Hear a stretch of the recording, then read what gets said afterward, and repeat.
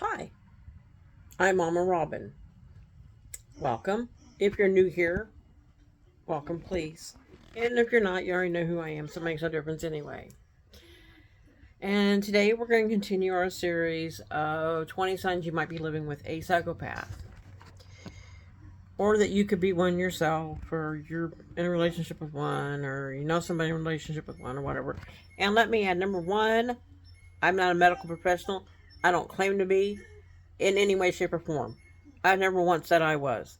Number two, I'm not making light of anything. If you know somebody with serious mental problems or somebody you think might be in a bad relationship or a toxic relationship, you get help, you help that person get help, whatever. All right, so now let's go. Right here it says choose therapy. And that's 20 signs you might be living with a psychopath or you might be one yourself. Okay, so with that being said, this is where we're at. No, exploitation of others for personal gain. As it says, a psychopath will use, abuse, and exploit other. Sorry, I came out of frame. Let me put back on that thing too. A psychopath will use, abuse, and exploit other people, especially when it means getting something they want in their pursuit of power, wealth, fame, and so forth. There are no lengths they won't go to in order to get what they want. This is bound to leave many casualties in their path. And as a psychopath, you will have no remorse. A psychopath will have no remorse when they need to throw someone under the bus in order to get ahead, even when it's someone that has helped them along the way.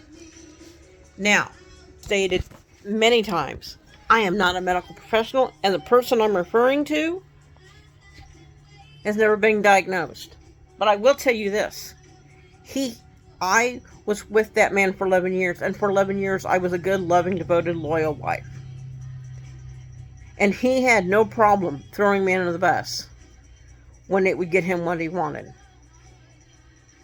I can tell you a story about one of the worst times he ever did that to me. We'd gotten in an argument, and he was drunk and he was mad. And he was screaming and yelling, and I had to leave. I mean, like, I literally had to leave. It wasn't about leaving because of the argument, because, that wasn't the issue. I literally had to leave. I had the car, and I had to go pick my daughter up from work, and he didn't want me to leave. And this man was literally, as I was trying to pull out, was literally running alongside the car, slamming his hands on the hood and screaming at me not to stop. I guess he thought I was leaving. I don't know what he was doing. But needless to say, I left. On my way out, I accidentally clipped his rear bumper with the front end of my car. I didn't even stop to look at it. I just left. I was running late. I had to go 20-minute drive, 30-minute drive to pick up my daughter, who was off work in like 10 minutes. So I left. When I came back, he, of course, was gone. And he had called the police. And he told the police that I had ran him down. Now, I did call them when they came out and talked to me. I told them my version of it, and they said, well, we're going to tell you what happened. You hit him with your car. I doubt he was anywhere near. There's no marks on him that even show he's been run over. The reason why he did this was to get me in trouble with the police.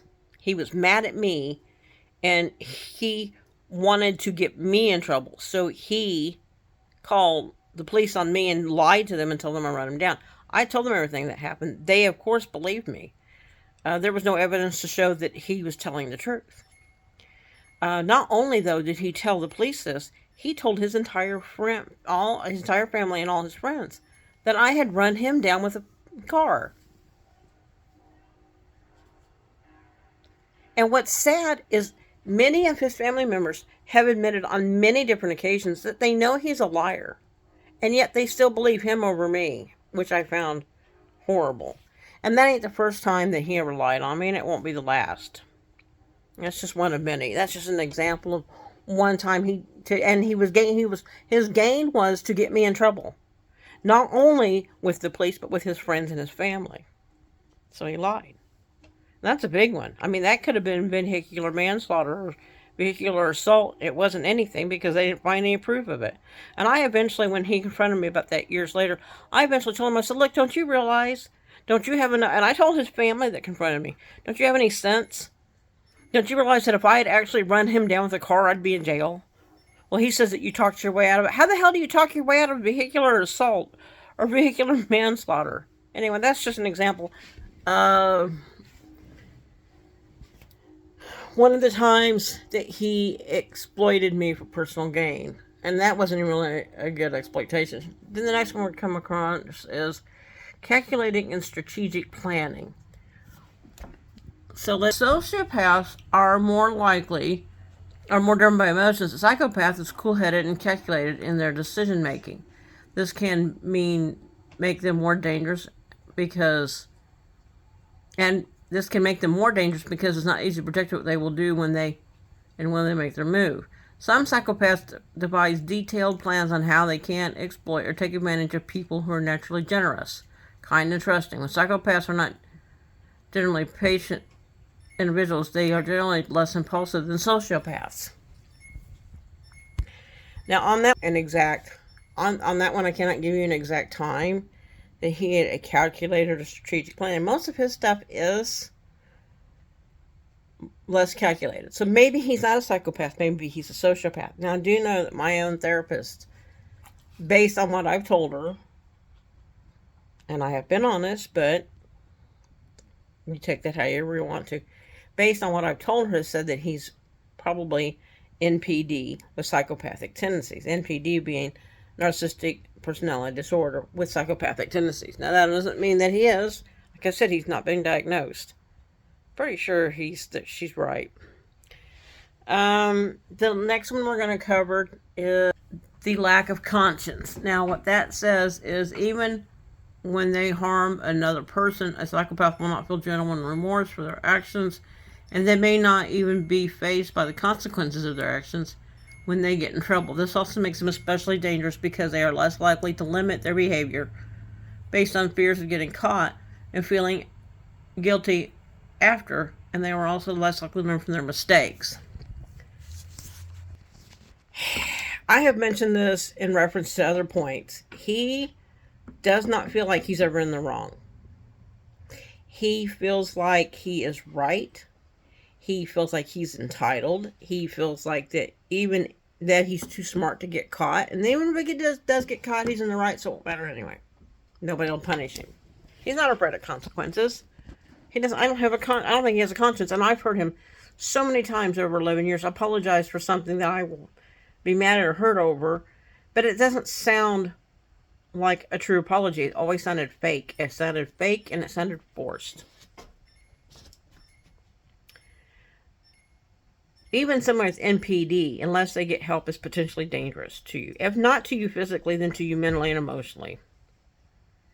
I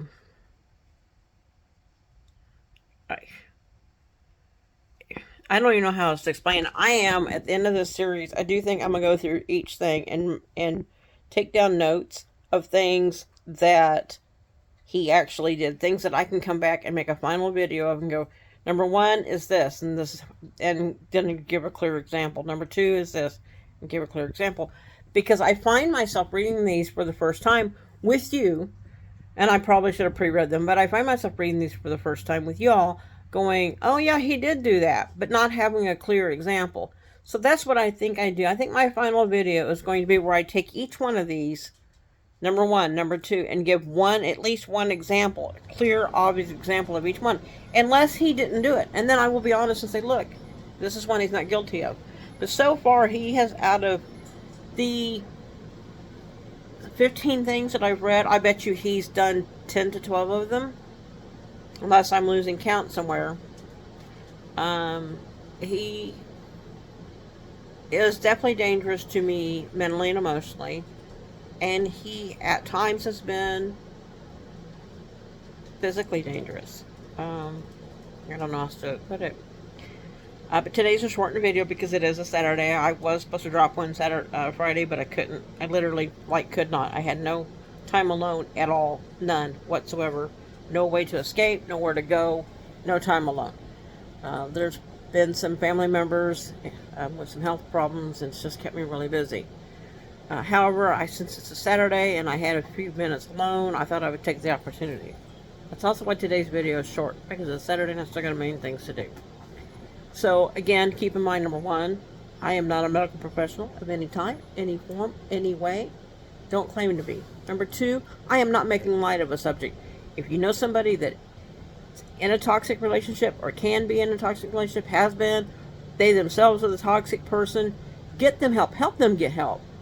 The suicide hotline is 1-800-273-8255.